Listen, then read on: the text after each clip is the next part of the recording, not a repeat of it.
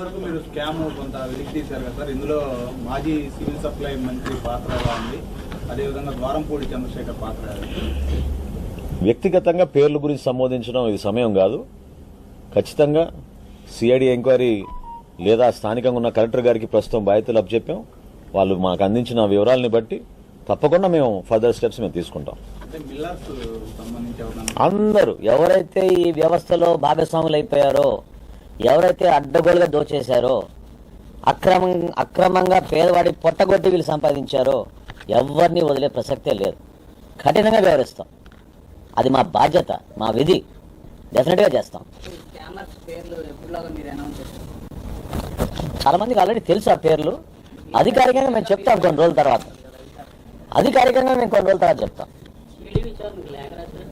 లేదండి, ఇంకా ముందు మేము మా ప్రక్రియ మేము పూర్తి చేసిన తర్వాత చేస్తాం. ఒక్కొక్క ప్రశ్న తీసుకుందాం. సారీ, ఒక్క నిమిషం చెప్పండి. అవునండి,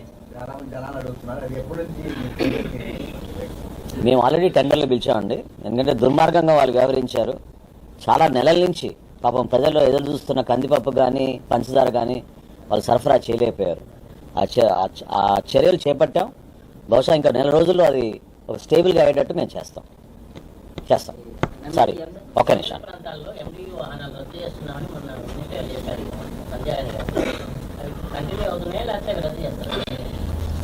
ఇదొక మంచి ప్రశ్న వాస్తవంగా. ఎందుకంటే ప్రజలకు ఇంకా తెలియదు. ఈ మాఫియాలో ప్రధాన భాగస్వాములు ఈ ఎండిఓ యూనిట్లు. ఆ విధంగా క్రియేట్ చేశారు గత ప్రభుత్వం. దాదాపు 1500 కోట్ల ఆర్థిక నష్టం కలిగే విధంగా మన కార్పొరేషన్కి 9260 మొబైల్ డిస్పెన్సింగ్ యూనిట్లు కొన్నారు వీళ్ళు.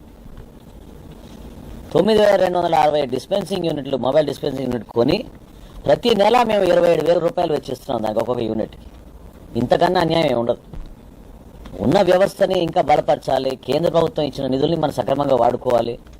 అంతేగాని 2027 వరకు కాంట్రాక్ట్ సైన్ చేసి 1500 కోట్ల రూపాయలు ఆర్థికంగా నష్టం కలిగించే విధంగా కార్పొరేషన్ తీసుకున్న మూర్ఖమైన నిర్ణయం అది.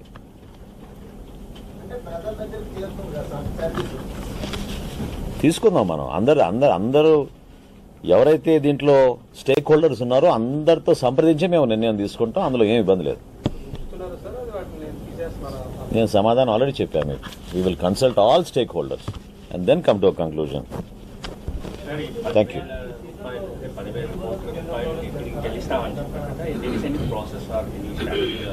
There are statutory payments that we have to make. It's our responsibility. ఖచ్చితంగా మేము ఫైనాన్షియల్గా స్టేబుల్గా ఉండి ఒక మంచి మెసేజ్ తీసుకెళ్లే విధంగా ఒక బాధ్యతతోటి, of course with the support of the state government, తప్పకుండా ఈ బ్యాంకర్స్కి, ఫైనాన్షియల్ ఇన్స్టిట్యూషన్స్కి సివిల్ సప్లైస్ కార్పొరేషన్ ఆంధ్రప్రదేశ్లో అద్భుతంగా పనిచేస్తోంది. ఒక నమ్మకంతో వీళ్ళకి మనం క్రెడిట్ ఫెసిలిటీస్ అందించవచ్చు అనే విధంగా మార్చి కల్లా మేము తీసుకొస్తాం. అవునండి 2,000 కోట్ల రూపాయలు బ్యాంక్ ఆఫ్ బరోడాకు ఆల్రెడీ చెల్లించాం. ఇంకో 1,000 కోట్లు డైరెక్ట్గా ఈ రోజున మేము రైతులకు అందిస్తున్నాం. Thank you. ఏమండి, ప్రస్తుతం జరుగుతుంది కదా, తప్పకుండా మీకు ఏమైనా అనుమానాలు ఉంటే మీకు క్షేత్రస్థాయిలో ఒకసారి పర్యటించి చూసుకోండి. చెప్పినదిగా we'll consult all stakeholders. విస్తృతంగా దీని గురించి చర్చించి ఒక నివేదిక మేము సిద్ధం చేసి మా కేబినెట్ ఒక నిర్ణయం తీసుకుంటాం.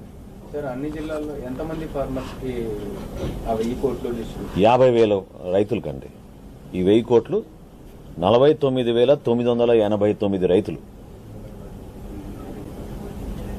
49,989 మంది రైతులకి ఈ 1,000 కోట్ల రూపాయలు ఆర్థికంగా మా బాధ్యతగా మేము వాళ్ళకి అప్పచెప్పాం. రాబోయే పంటకి ఎక్కడ కూడా ఇబ్బంది కలగకుండా తగిన చర్యలు తీసుకునే విధంగా మా వంతు మేము ప్రభుత్వం నుంచి ముఖ్యమంత్రి గారు సహకరించారు కాబట్టి సాధ్యమైంది.